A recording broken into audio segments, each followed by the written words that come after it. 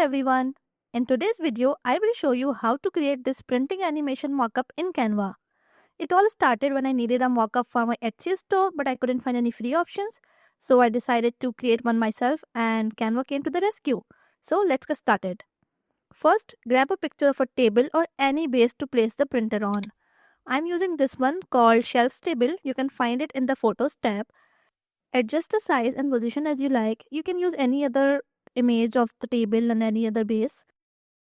Now, place your printer image. I am using pink printer on white background from Canva Pictures. Remove the background. If you're on the free account, you can use Canva's free background remover app. The good thing is you can do the animation on a Canva free account also. Just make sure to use the free images. Now, if you're using a printer image from the internet, make sure the image is from this particular angle so the animation looks realistic. Now duplicate the printer and place the copy directly on top of the first one. Now let's add a background. And instead of using a background color, add a background image.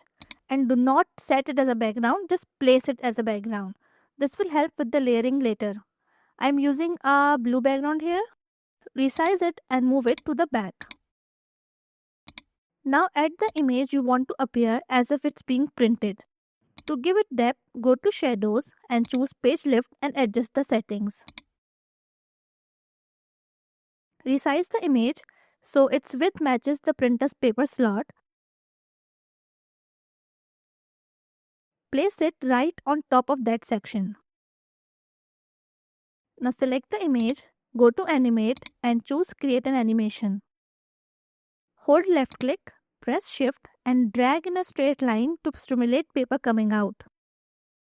You can adjust the speed and choose the movement style, but I preferred the default original as it looks more natural.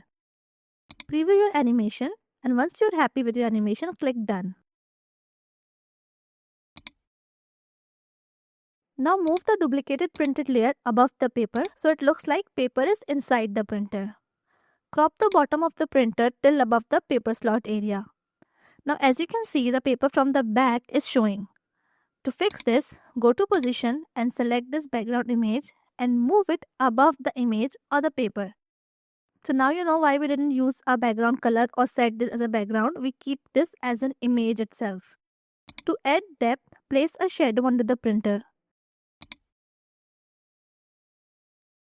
Then feel free to add any text, stickers or any other elements you like. And that's it. Your printing animation mockup is ready.